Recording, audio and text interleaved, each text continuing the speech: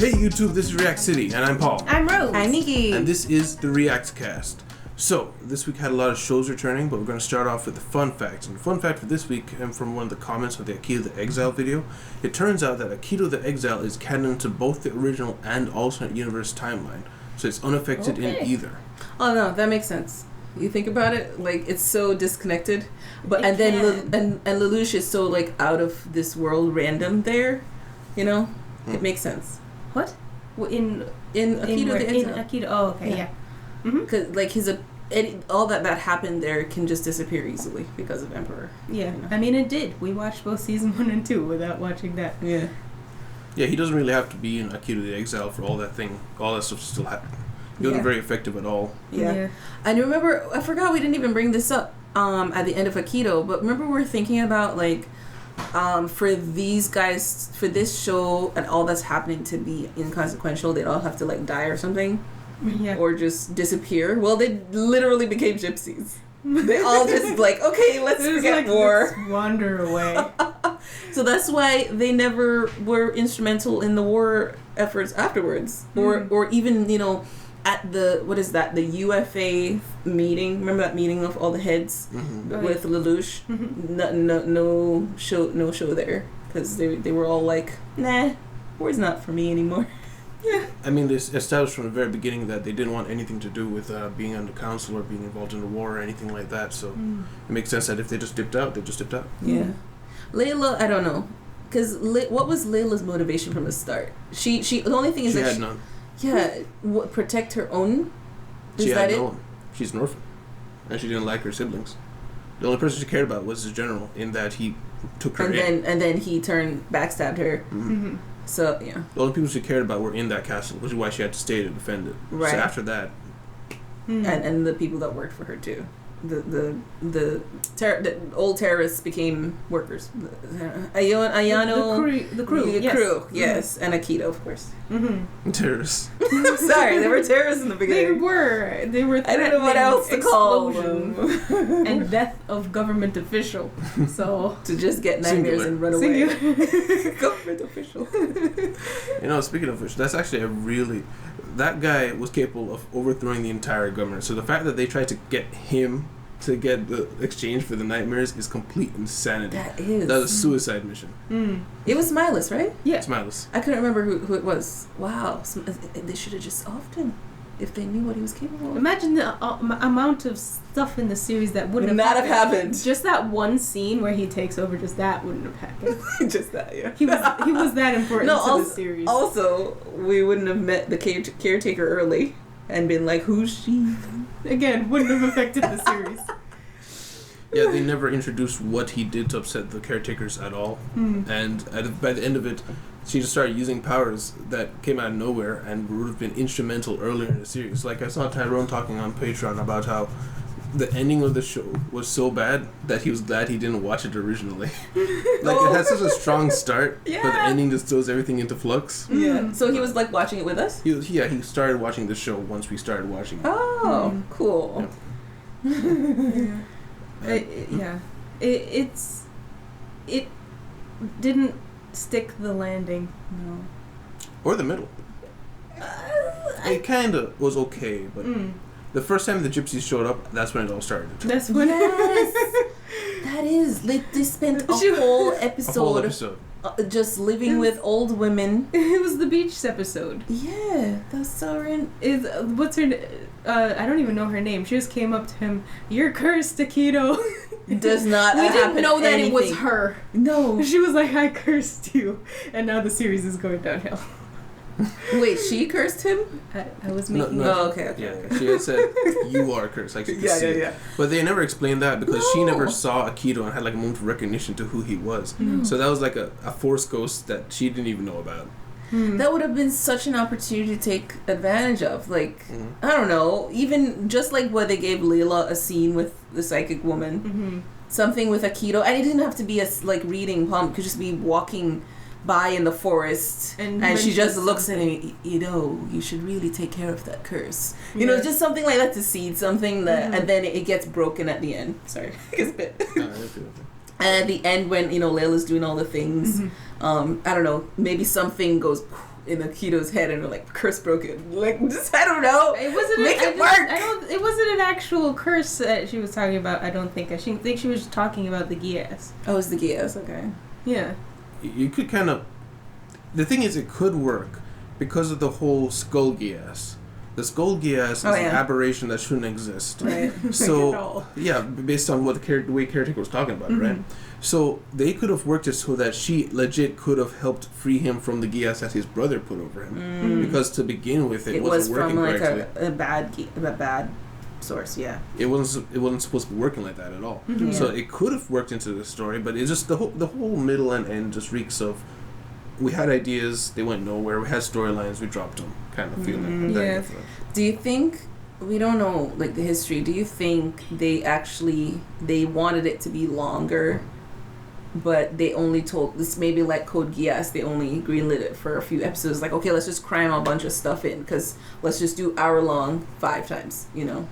And then when they realized they couldn't get everything, they're like, okay, just clean up the edges. But the edges weren't clean. That's the issue. No, the edges were too clean. Look at the ending. Like, everybody lived. And Anu is living with the gypsies. Ashley, who is all about fighting, is gonna live in a quiet life, hillside gypsy life.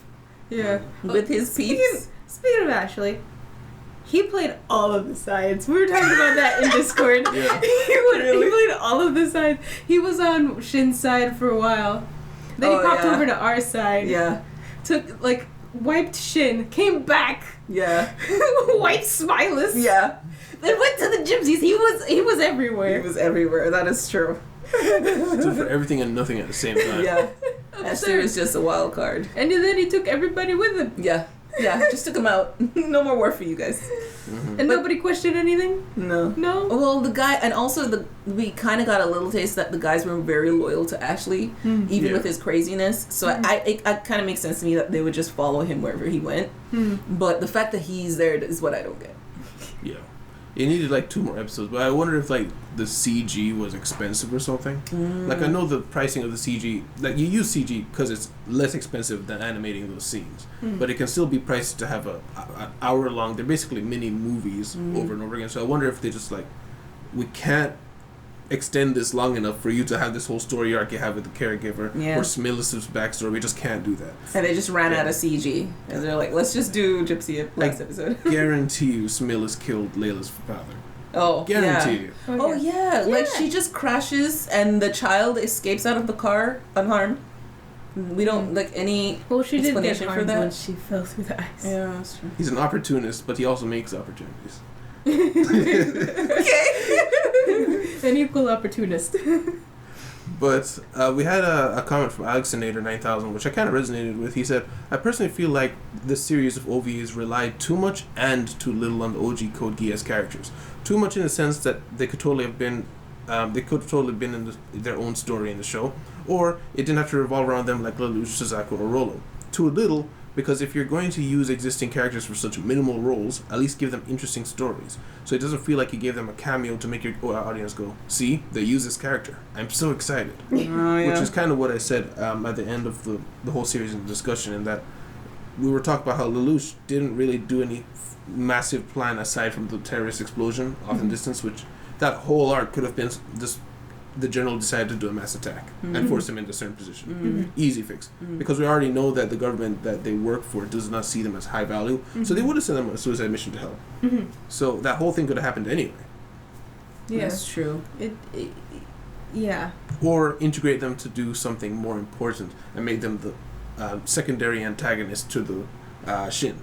And that way you could have it so that he's involved in the story, maybe helps them at the end fight Shin. That way you don't have Lelouch take an L, but at the same time, he doesn't have to destroy the people that we're rooting for. Yeah, I even have another idea, or similar along those lines. Really easily, they could have had like the moment like Suzaku and Lelouch were like, or Suzaku was like, let's find Nunnally together, you know, and they get out his voice. Let's say they get out, or some I don't know how they get out, but they get out, and they're fighting Shin, And we would never have to hear about this fight happening. Like, Lelouch wouldn't be physically capable, but he could be a force to be reckoned with his top chess master. He would just be the person giving the orders. Exactly, giving orders from somewhere. And Suzaku being a part of it would just be like annihilation, right? But even if Suzaku was a part of this fight, all of these people are out. Even if they do go Gypsy Road afterwards, so we never have to hear about Suzaku's fight here. It doesn't have to be pertinent to anything later, and we still have our characters doing something important. You know, they would be integral to the story, and that doesn't happen. So no. I think a part of the issue is that they didn't want to overshadow it. No. Well, overshadowing is an issue, but they didn't want Suzaku too involved with Lelouch because their antagonism between each other is very important in season 2. Yeah, like they need to be. They know of each other, but they're not on talking terms, so there can't have been too much that occurred off screen, you know, for them to be on that spot. But I still think they could have dealt with it because of the whole memory issue thing. Because Suzaku could have still, at the end of the day, hated him, but seen it as useful. Yeah. Which he kind of did. Yeah. I don't know. I'm like, okay, how about this? So Suzaku is, instead of both of them getting released, Suzaku breaks out because he's Suzaku. And he's angry at Shin because he ruined his plans. I don't know. What plans? I don't know. And he helps fight him. So only Suzaku fights, and there's no bonding between him and Lelouch. So what that little random... Because, I mean, we left them leaning on each other. So what happened to Suzaku after that? Although we do see when he meets up with Lelouch, he's upset, but he's much more chill. So whatever happened could have happened, and he's like still kind of went back. No, I'm still angry, kind of thing. Yeah. But I mean, I don't know. There are ways this could have been done. This is Code Geass people. They smart. Smart. The director just didn't go that route. Yeah. I mean, it could have been done. I agree. There's million and one ways it could have been done, but it wasn't. But yeah, so the end of Akito the Exile, I'm glad we watched it. It was very enjoyable. Of all the things to watch, I think I had the most trepidation about it because it was having nothing to do with the main story. Yeah. Which, you know, that's exactly why they had the cameos of the original characters to bring people in, But I kind of wish they just, like, fully committed to this is a different story trajectory. Because that's how we started, and honestly, that's the part that we enjoyed. That's true. Yeah, that's true. Because we didn't even expect them. Well, you knew they were being because you saw like glimpses after episode 1. Oh, okay. Because that's like I didn't expect to see them. Maybe if they had done something like mentioning, like the Black Knights, the fact that the Black Knights are doing things that would have influenced, like how is the rest of the world reacting to, you know, Britannia getting overthrown in Japan, basically. Yeah. Like, how would the world react to that? Maybe we'd see some of that in Europia. And that would have been enough cameo, I think. Just mentioning. Yeah. What? The internment camps. Like, they had the Japanese internment camps, but if they hear that the whole revolution going on in Japan, it might have affected how they view the people. And maybe start, you know, sending people back, because that's the thing that they did. Historically, I mean. Or even like another revolution, like the people in Japan starting to like be like, hey, we can maybe get out, civil unrest. Yeah. Yeah, there's a lot of avenues that could have been explored, but then they opened the doors of other avenues that won't be explored, like the caregiver and the skull. I know another movie is coming after the most recent one that the people have access to react to, which was Resurrection. It's going to be something called Capture, but I honestly didn't want to read the name too much because these titles seem very spoilery. So, yeah, another movie is coming, so they're not done with the universe. Oh, they're making one, okay. It's still ongoing. They've got manga stuff that's going on, not with the current story that we saw, with way back in time kind of things. Okay. So there's a lot there, and they're still willing to expand upon it. So, yeah. Okay. But other than Akito, we've got shows coming back. There was one Punch Man that let us down. We had it in the schedule that is releasing today. When we're filming. When we're filming. I cannot find October 6th, where I saw that initial reference. They erased it from the internet. I guess so. I was looking through the podcast notes trying to find like the link, because I know I had pulled up a link of saying this is the release. I even put it on our calendar. I was like, because I found that same thing. Yes. And I put it on mine too. Yeah. So I'm guessing it's either. I feel like I double checked, But it's possible that we could have seen it on a website where they just kind of say the release date just to get clicks and then they remove it, because there are websites like that for animes. But it does remind me of the whole, like, in the West, when a release date is set, everybody knows it, and it usually doesn't change unless a major reason. And it's huge news when it changes. But something I've noticed with anime is anime release dates change all the time.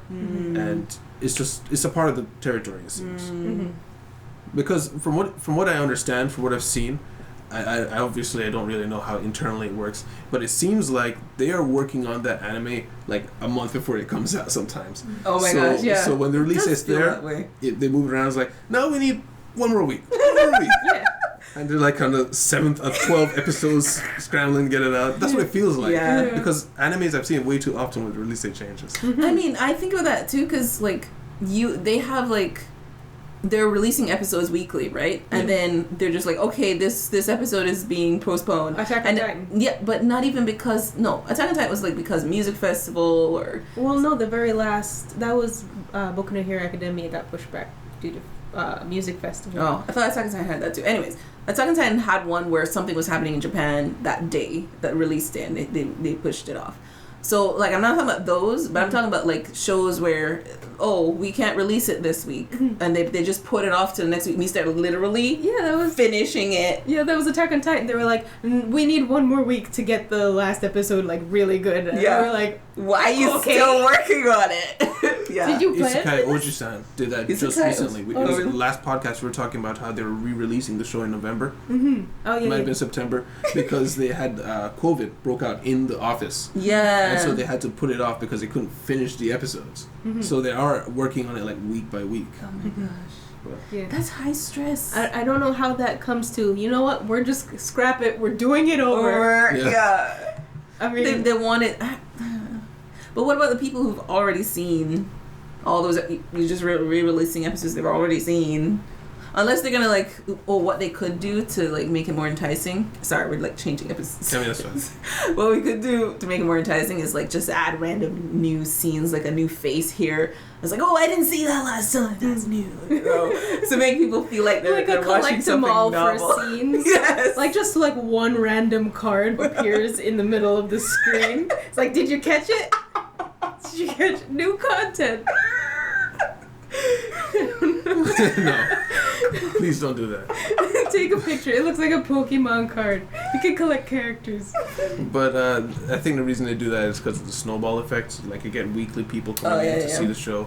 But but what about the problem where people who've already seen those, like, are you expecting them to rewatch? Or are you expecting new watchers? Maybe not, but it's like, if they are working on it week by week and there's such high competition to get that stuff out there, I imagine then if you get a COVID outbreak and you for lose whatever momentum. reason you're losing out weeks, you look bad as a studio.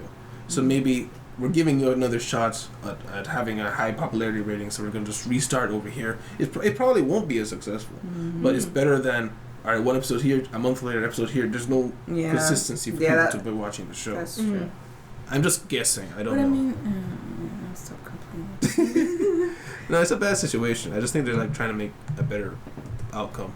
Yeah. But for My Hero Academia, we had a comment where someone was talking about how scary Twice is, like it's a little undersold. Hawks is thinking how scary of Twice is in a manga. He imagines Twice standing with a bunch of high-end clones, meaning high-tier hero clones. Because as we saw, his clones can use all the quirks of the people that are cloned. So yeah, Twice is pretty wild, like very OP. And ED, I don't know what ED means. Overpowered OP and ED. And extremely dangerous. Extremely dangerous. It says really liked the OP and ED. Wait, what? Really liked the opening and ending. Okay. He's really OP and ED. And extremely dangerous. I haven't listened to the ending of the songs. Yeah. Did we watch the opening? I don't think we did watch My Hero. No, we're scared of that. Yeah. They're spoilery. My Hero is spoilery. So last season was fine, but usually they have character spoilers where they show people who will show up. Yeah, that's true. But someone I wanted to make mention of replied, I think it was Ryan actually. He said no, it wasn't. It was Miguel. He said the clones are actually still the same people, so they won't work for Twice just because they're made by him. If you clone a politician trying to take over, then the cloned politician would have no desire to work for you other than the real one. there's still some shenanigans you could pull with that kind. Like if you clone somebody trying to take over the world, that clone is still gonna have the same objective. He's not gonna change his objective because you. So he's not. He's not suddenly gonna want to work with you. So like if he were to clone a hero, the hero would be fighting him. Yes. Interesting. It's still the same. That tones him down a little bit. A lot. Yeah. Could still be a problem because for he the bad heroes. Well, yeah, for the bad heroes. Oh, right, bad heroes. Liberation Squad undercover people. But it could still be bad because he could copy a high tier hero, kidnap them, and nobody would know.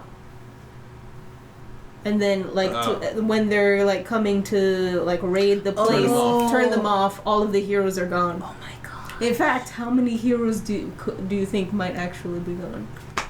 That'd be crazy. Goodness, that'd be such a plot twist. Was it real? Like all the way back in time, the first season, it was like, oh my god. Look at the audio.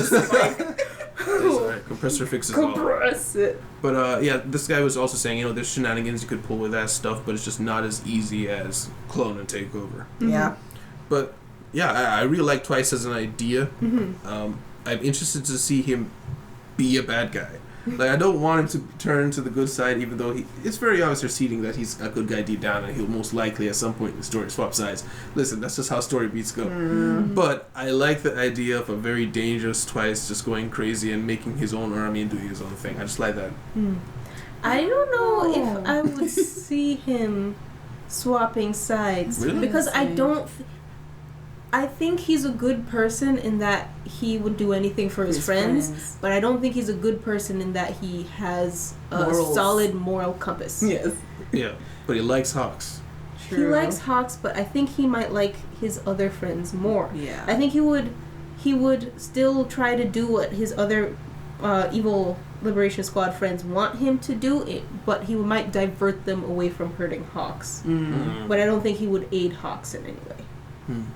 Well, the big stone in the shoe is Toga, because he seems to actually like her. Oh yeah, Toga. So, but she also seems somewhat, maybe not redeemable, but she's got a very sympathetic background, and they usually work with those kind of things. She doesn't exactly want to be evil. She just wants to drink people's blood. Yeah, and Deku's blood in particular. I think her problem is she just kind of claims herself to be evil because of how. Because of the desire she has, she's like, well, this is not normal, therefore I'm just gonna be with the bad guys. Basically. Although she is far too good at it. Far too good at being bad. Yeah. In a way, she's very similar to Twice in that she clones powers, but just for herself with her blood. I don't think she can clone the powers. She can only clone the people. I mean, like, she can take the abilities. Whereas Twice can I thought she could. Yeah, she used the Gravity Girls thing to kill all the people in last season. Okay. I forgot that. I thought she could only take their appearance. No, their whole being. I think the powers was an evolution of her ability. Yeah, I think because everybody had a level up in that raid. And she was like, wow, and everyone was like, wow, you are amazing. Let's die. Basically. I wanted to bring up pacing though, because with Hunter x Hunter coming to a real slowdown, with the past 3 episodes being mostly meetings or someone just talking about doing stuff and not doing them yet, but that and My Hero's last 2 seasons with a slowdown, what do you think of as a good example of pacing done correctly in anime? Pacing, I feel like, has not been that much of an issue until more recent animes. Like, if you watch animes, Hunter x Hunter is like 2011, 2012, I think. So if you watch animes around then, they really take their time. They really do. And then we watch something more recent in, like, Demon Slayer. It's like episode 3. We're like, are we here already? Yeah. Like, it's a very different experience. Like, each episode is very packed in newer anime. I got a little lost. So, are you saying the older animes are tend to be more slow? Yes. Okay. Yeah. An anime that does pacing well I feel like Demon Slayer is very top tier. Yes. And I don't think a lot of people can pull off Demon Slayer's pace. No. Because it's fast, but it feels like it makes sense. You know? I think the best one that I can think of right now is probably ReZero. ReZero was fast and slow. Like sometimes it slowed down and sometimes it was real fast. You know? And I feel like pacing, I don't think there's a one size fits all. No. It really depends on the story. Like, it's just, I think case in point is ReZero, because ReZero itself does not pick one pace. Demon Slayer, I think, does pick one pace. It's just it's like nonstop forever, you know? We're at the mountain, we're already a pro, oh, we have a sword, like, continuously. Yeah. ReZero takes its time sometimes, and then sometimes it's like so fast. So I feel like you really have to think about, what are you trying to tell here? Are you trying to make us get comfortable and safe to only overturn everything? Or are you trying to keep our blood rushing because it's like an action-y show? I feel like Hunter, maybe the reason it feels slow is because it's about the Nen and fighting, right? And they're trying to teach us. Yeah. I mean, we had like a whole math lesson. Yeah, I don't want to go to school. I want to see a fight, you know? Yeah. So I'm like, we're itching to see this big fight with the king, and it's just taking forever. So I feel like that's why it feels so long. And also is, you know, from the age of people doing that. Yeah. And I think he can be a victim of his own success. Like earlier in Hunter x Hunter, I think I'd best describe Hunter x Hunter as like a cheetah. Like sometimes it just chills out for a very long period of time. Yes. Like Greed Island, just Greed very Island. I know, relaxed that's like your training. favorite. Favorite? I know, not your favorite. I'm being sarcastic. Yes. Right, I had to make sure. Because it's taking its own sweet time. Yeah. But when action pops off, like with the bomber episode, Oh yeah. bam, So we were at so the much end happened. by so fast. I think it might have just been one episode, but I want to say 2 episodes, the ending just Yeah. fight's over, we're moving We're on. out. Find Goodbye. me. Remember that? Remember that? I wish we had a reaction. Oh my! I wish we caught. I think that was like just after that is when we started filming. We were like, we cannot. We have to film this. We were on the floor for how long? We rewinded it just to make sure we heard. Wait, did he actually say that? Yeah, but you see, when you got stuff like that, you set like the fight set such a high expectation for good combat. And Hunter x Hunter, like, it's kind of fallen by the wayside in terms of what's the best fighting animes out there. Like we've seen, like Demon Slayer shows a really, really high quality level combat over and over and over. Whereas Hunter x Hunter, for its time, it was the peak. Yeah. But Yeah. all animes are kind of around that level of having high level combat now, though. Yeah, So, that's true. so it's harder to adjust watching the new animes and then you go back to Hunter x Hunter. Even if it is a high quality fight, it takes forever to get to them. Yeah. I feel like you're in Dragon Ball waiting for people to finish screaming and start fight. Yes. That's what it kind of feels like. Yeah. You know, I have trauma from Dragon Ball. Really? That's why I can't go back to it. Oh wow. Yeah, I remember watching Dragon Ball because I watched it religiously every day. I watched Dragon Ball, and I remember just watching them stand and stare at each other and monologue, Yeah. and then dialogue a little, and then monologue some more, and I'm like, when are we gonna fight? Yeah. I think it was it Super where they kind of made a jab at their he has to finish Yes. powering up. Yes. They made it like in Super. I think it was Goku. Goku actually said that. He's like, you have to let him finish not screaming. You have to let him finish his power up or something like that. Was it hit? I don't remember. It might not have been hit, but I want to say hit. And I was like, did they actually just say that? Wait, in an actual anime? It in Dragon Ball Z? Well, Dragon Ball Super? They called themselves out? You know what? That's funny, but it also just sounds like something Goku would say, because like, I'm not gonna fight him until he's fully powered. Yeah. Yeah. You know? Yeah, for Demon Slayer, there is sometimes a feeling of, I never complain about it, but there's just a moment of, wow, that was fast. There was a time they came back from a mission, I can't remember what mission, but they had been injured, and it's like, it was when they were doing the chase her around and catch her, like playing tag with the butterfly girl. Remember when they were in the place healing? Yeah. And there was an episode where it's like, yeah. all right, we spent 3 months here healing up and training. All right, let's go kill some spiders. And then the next scene's like night, they're there. It's like, all right, I guess we're gonna kill some spiders. Like very fast, and I like it. But You could never do that with something like Hunter x Hunter because one, the budget's not there to draw all those fighting scenes constantly. Yeah. But speaking of the older shows, though, I think I'll jump down. So Raul Ignacio wanted to tell some anime news. I don't think I'll actually play the trailer because it's brand spanking new. I'm scared of that studio. They said anime news that may interest you. Rurouni Kenshin anime, one of the goats of all time. The anime that came out in 1994 is being remade to come out in 2023. Oh. And I checked out the trailer. It is very good. It is very reminiscent in terms of... I was going to say Demon Slayer, but it's not. I retract my statement. It's a pretty good looking anime. And the fights look like they're going to be pretty cool. Okay. Which statement did you retract? All of it? It's not reminiscent of Demon Slayer at all. Oh, okay. Because you said it looks really good, and then he said it looked like Demon Slayer. I'm going to retract my statements. I'm like, wait, it's not really good? Yeah, I was going to say that, but I had no out. So I had to say it, then retract it. Okay. But yeah, Rurouni Kenshin is an anime that we've gotten a lot of recommendations for, but I've been very shy of it because it's just an old anime. It's a really old anime, and I'm sure it has a lot of great moments, but there's also nostalgia factor in there, and there's also the fact that popularity. I don't want us to we have a very limited time schedule. I can't put a show in there that I really don't think would get a lot of traction. So I wanted us to watch it eventually, once we had more time or something, but it seems like that may eventually come in 2023 when the show gets remade.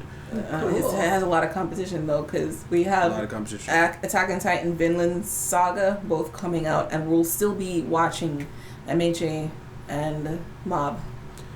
At least in the beginning of the year. If it comes out later in the year, since it's getting announced now, it might be coming out later in 2023. Oh, that's true. So it might have a chance. Okay.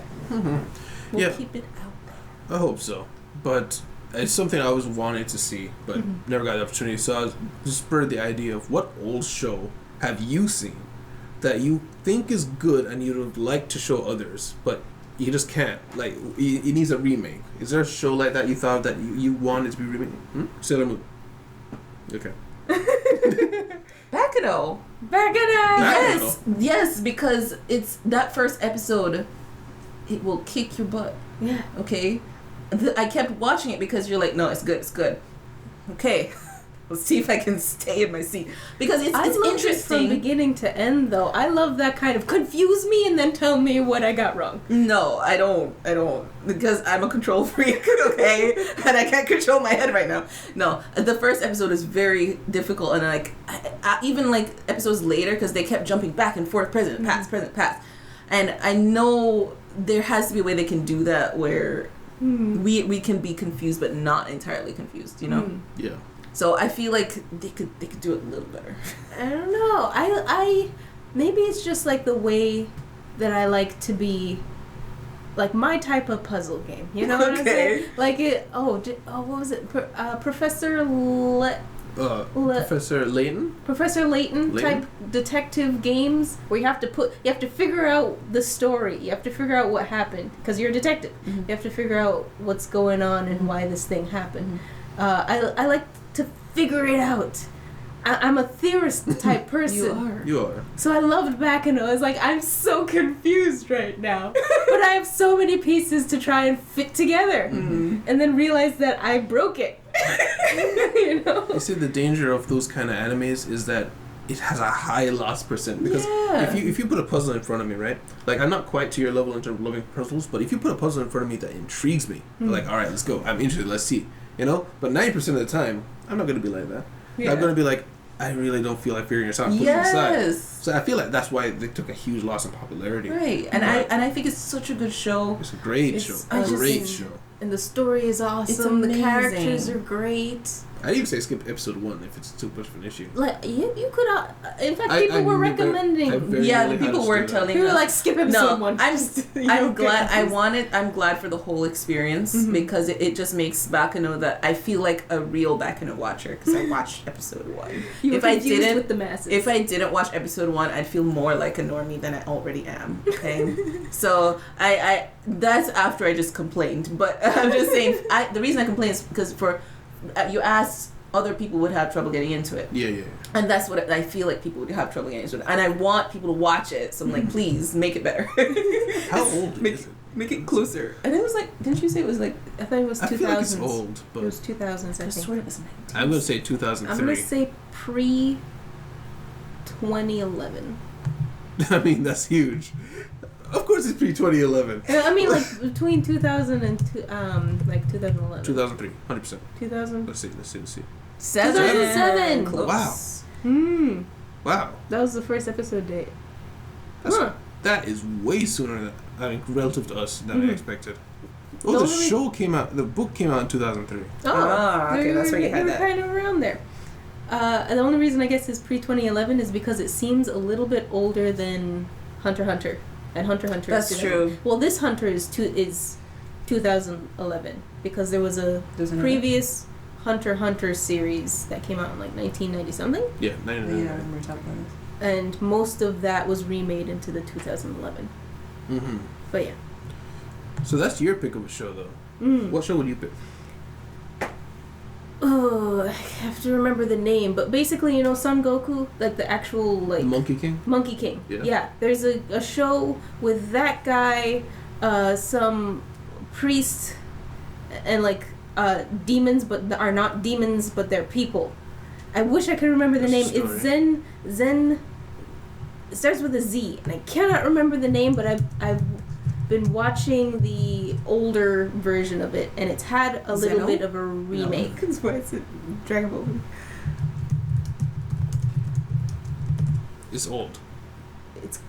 It's yes, it's old, but it has had a remake in more recent years, and I was like, I don't want to watch the new remake until I've experienced the oldness. But it's like an adventure-ish type anime because you're just following them trying to get done whatever they're trying to get done. I think they're trying to collect scrolls or whatever. But most of it is them journeying through the East, question mark? It's called Journey to the West, the original story. I have no clue. They're just journeying. And I don't know why I got into the anime, but I'm like, I'm here now, and I'm so glad I'm here. How many episodes? Well over 100. Yeah. Because there's a couple seasons. Okay. The seasons are kind of like sequel anime type season. You know how the old anime used to be just like, okay, we're gonna take a break for like a year. Here's the next amount of episodes type of thing. So there's a good amount of episodes. But I'm interested. The characters are interesting. The places they go to are interesting because it's mostly about the places they go to and like solving problems and past issues coming up. But I wish I could remember the name because it's still on my list. Like all of the different series and sequels are on my list of watch, but I cannot remember the name like ever. How big is this list? Hundreds? Of episodes or of animes? Oh, not hundreds. Dozens. That's still chunky. Yeah. But yeah, the story is called Journey to the West. It's a very, very old story about the Monkey King, and it's basically the age of heroes. They know a lot of fictions have, but I can't remember how he got immortal. I can't remember much of the story at all.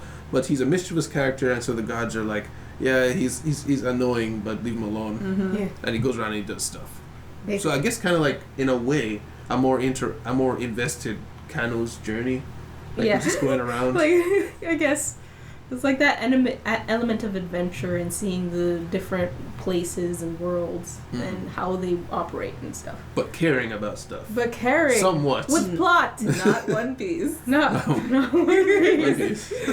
So that was your show choice? It's One kind Piece? of One Piece. No, that's hers. No. That was hers that you were talking about. I thought it was the one she couldn't remember. That's that what is we're it. talking She about. described it. Oh. The whole time. But he didn't interrupt you when you said you couldn't remember the name. So I was like, he just randomly is like, so this show. So I was lost. Oh, no. I was saying, I recognize Son Goku, the name, from the story Journey to the West, but I have never seen it. Okay. What she's talking about. But the one I would bring up is Trigun. It's the first anime I've ever seen. You've also seen it. It's very good. You made me watch it. Yeah. And I enjoyed it. It's good, but it's definitely dated. Yes. There's a lot of scenes that are stretched out too long. There's sometimes the music just doesn't hit quite right. There's great music in there, Especially like there's a guy who is an evil saxophone player. And he's amazing. Okay. But he's a very light character in a very dark world. But he's a ray of sunshine, but he's also very destructive unintentionally.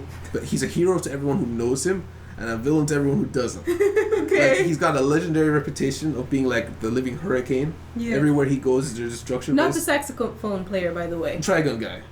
I'm You sorry. lost me. Yeah, I just all realized- that is attributed to the Trigun. There's some story elements I don't want to get into, but yeah, he's got a gun. It's a very special gun for unknown reasons. But as you go through the story, you learn more about him, and there's a massive bounty on his head in double dollars. And I think Oh, how yeah, much you is guys it? mentioned $1 million that or $1 before. billion or something like I that. think it was like $1 billion double dollars. It's a lot of money, and he's there's like an insurance agency that insures towns for things like just wildfires or acts of God, and they have an issue where they're trying to classify him as an act of God because everywhere he goes, unbelievable amount of destruction occurs to the point that the insurance agency is like, this guy can't actually be real. Yeah. So they send out their two best, this super tall lady and a regular short lady, off to go. Like, she's ginormous and she's like a teddy bear. She's adorable. Yeah. But don't mess with her. But they go off to investigate this to see if the claim is real and figure it out so they can classify this thing. And through that, they meet, and then the story progresses. It's a very good story, but it's very Sounds old. amazing. It's very fun. Very How many fun. Super episodes? fun. That's always my scared. The only show that I will invest my life in is One Piece. It's not. It's not not that a long. terrible but amount. 26. That's 26. it. Oh, wow. 1998. So they were ahead of their time on that. Yeah, there's definitely some times though that there's some there's a dry arc in there, like with the clan, the family that bounty hunters. They were very annoying to me personally. A lot of people, whenever I looked it up, also complained about them. Yeah. But I remember I was not as like thinking about why I dislike certain elements of anime at the time when I was watching. I was just like, consume all of anime. all anime now. But I remember when it got to that arc, I'm like, You just like blanked out. I only remember like one person, and I was like, I kind of wish you had a different arc, but okay. I don't want to spoil it to ask. I'm I trying. don't want to That's ask the why questions. I was trying not to say it. There's someone in my head that I think you're thinking of. But yeah, there's a lot of like there's this one guy where it's ridiculous, but they need to change it. So they did change it. That was it. So there was this guy in the anime who he carried on this massive cross, like that thick, and he just carried it on his shoulders everywhere he went. But he's a really cool guy. But when he fights Wolfram, I think Wolfram. It was Wolf something. But he puts down he puts it down, and he opens it, and it's a conveyor belt of guns, but they're all 6 shooters. So he picks them up, shoots, and they had to.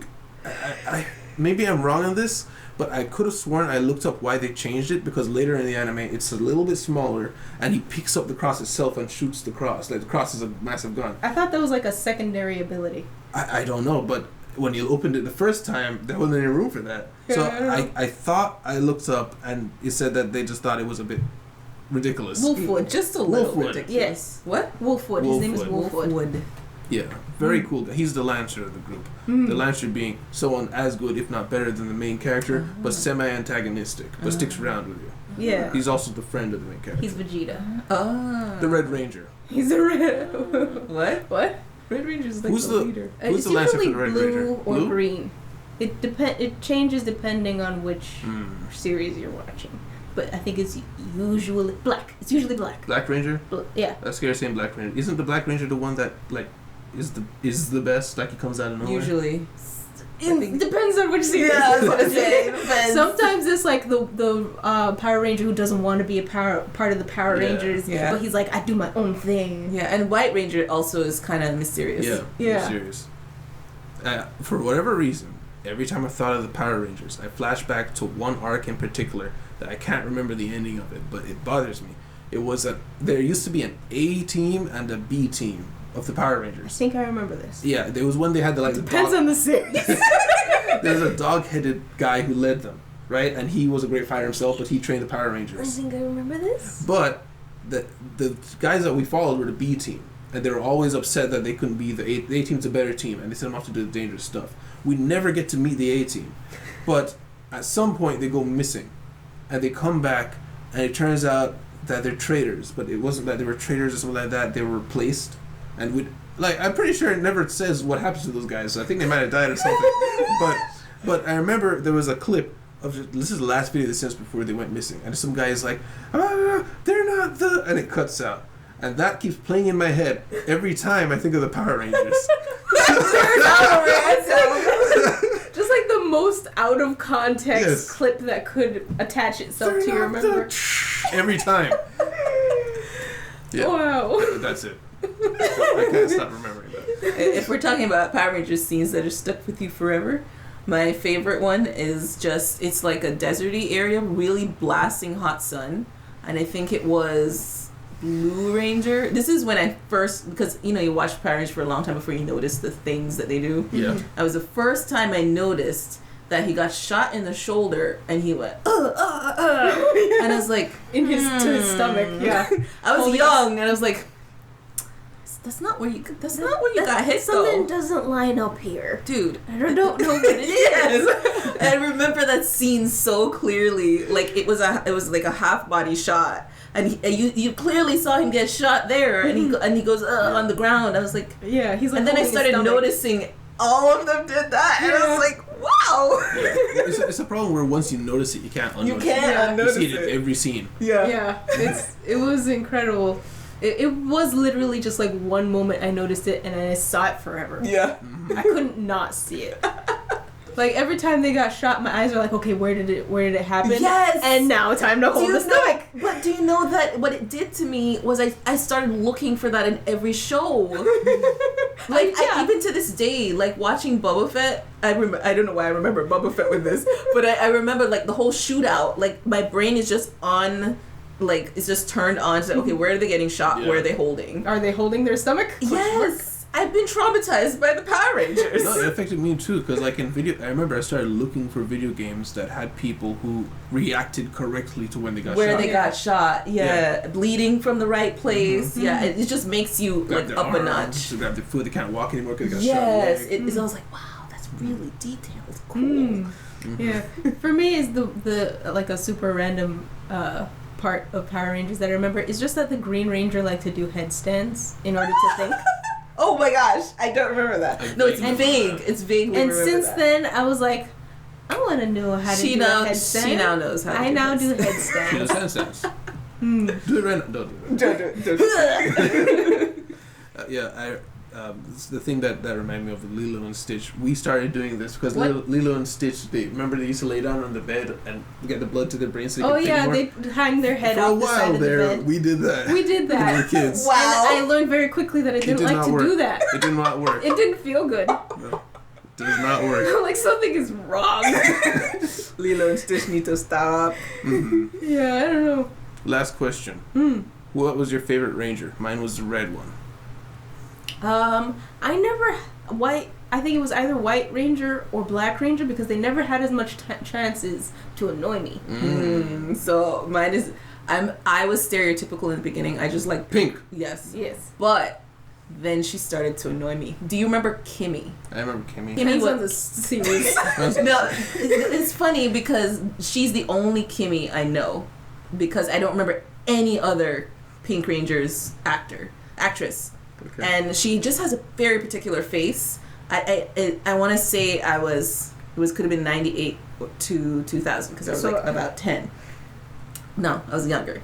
And she started to get on my nerves because of her and Tommy. I think it was Red Ranger's name. And there was supposed to be an item. Yeah. And Kim was just being annoying. And I was like, girl. And then Yellow Ranger was Asian. Her! Yes! Kimberly Hart. Yes. That's what I was thinking of. You gotta put her on the screen. Yes, her. She was my my Pink Ranger. But there was an Asian Yellow Ranger. She became my favorite after that. I remember, I don't remember her name though. Yeah. Yes, that's her. Yes, Trini. that's her. What's her name? Trini Kwan. Trini Kwan. Yeah, her name never stuck because Kimmy was my first love. And I loved Kimmy and Tommy. And then I started to not like her anymore. And I was like, okay, I'm just going to like Yellow Ranger. Just go away, Kimmy. I don't think that's my Ranger Squad then, because No, Tommy because you came later. That Tommy's was my a white name. Tommy was a white guy. Yeah. My Red Ranger that I favorite was black. Yes, I remember. Yeah. Yeah, I can't remember his name. They had Zords. I remember that. Oh, it was Zords? I mean, they all have Zords. The big, but so did mine. Yeah, they all had Zords. Yeah. Could you just Black Power? I'm pretty sure he's the only Black Power Ranger. Black Red Ranger. Is that not him? That is him. Jack. Yeah. SPD Red Ranger. I remember him. Yeah, I do remember him. So. I didn't watch Power Rangers that much around this time. When you took over Power Rangers. I think this is when we had the Green Ranger that did the headstands. No, that's not him. The Green Ranger in my generation had glasses. Mine didn't. Yes, it's him. Headstand guy. Yeah, his hair is a bit ginger. Yeah. I don't remember him at all. Wow. I never connected that we had two different Power Rangers in that case. Well, it depends on the series. She keeps saying That's all I know is that there's been a million, because I remember starting watching one, and then SPD came in, and I was like, what the heck is going on? I'm so confused. And then there was a time when they were airing two at the same time, and I was even more confused. And that's where I kind of fell off. Yes, I fell off when he started watching Power Rangers, because it was a different people, and I was like, where are my people? Yeah. For a little bit there, I was confused because I was watching, I was interested in the story, and I think it was a story of Tommy and the Yellow Ranger, Pink Ranger rather. And then the next episode, it was SPD. Now that I know, I'm like, who are these people? Yeah. Like, what happened to the other group? Yeah. And they were more police-like. I remember that because they even have SWAT mode. It said there for their uniforms. Yeah, SPD. Yeah, I like San Diego Police Department. San Diego. But yeah, it's a very fun show. I remember Red Ranger was my favorite overall. Like, thinking about it, he was my favorite. But I wanted the Black or White Ranger to be my favorite because I thought it was cooler. But they weren't my favorite. I wanted them to be my favorite. The Red Ranger was my favorite. You always want the special one to be like, it's supposed to be special, so I want it to be special to me. No, it's not working. It just didn't work. I remember he was like an orphan or something. I have no clue. Yeah. I cannot remember that. I also remember the Blue Ranger from that show, and that's it. I remember he started liking the new edition they got. I think she was on the evil side at one point, and she came over, and he started liking her, and he was annoyed that he liked her because he's the upstanding justice-y one. That's why. But I guess he gave up eventually because he just started liking her. I don't remember conflating memories. I don't ever remember seeing Black or White Rangers' faces. Like, did you guys ever see their faces? I think they were. I remember seeing. I think it was white. Yeah, I don't remember ever seeing their faces. I remember when I first saw a Black Ranger. We were in a forest. There was a big tree right there, and Black Ranger was there. And then they're like, "Thanks, man." And then they would talk to each other, and then he was gone. That's what I remember about Black Ranger. We never saw his face. Mystery.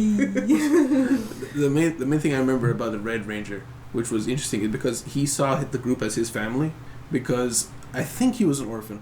But then also, there was like an episode where it was going to be, I think, the Yellow Ranger's birthday. And she was setting up a huge party. But he wanted them to patrol because like there was a recent attack or something like that. And so he enforced the patrol. And so she had to like scrap the plans for the party. And through the course of the mission, it came to light that the reason he doesn't care about birthday parties because he doesn't know when his own birthday is, so he doesn't care about birthdays. Aww. So then she shared her birthday with him, and that became his birthday. Oh, that was so cute. Yeah, it was very adorable. I remember that. Reminiscing about Power Rangers. I think we went on for like 20 minutes. Nah, I understand. Sorry, guys. But yeah, so guys, thank you guys very much for being here. Guys, like your time here, please leave a like, subscribe if you want to see more. Remember, if you guys want to check out the description for the Patreon, that allows you to see the next week ahead for any shows that we do, or the uncut version of shows that we do as well. Allows you to see these a whole week early. A whole month early. Yeah. Sorry about that. Also, Discord is in, and the Twitter is also in the description. Thank you very much. I'm seeing City. Goodbye. Bye.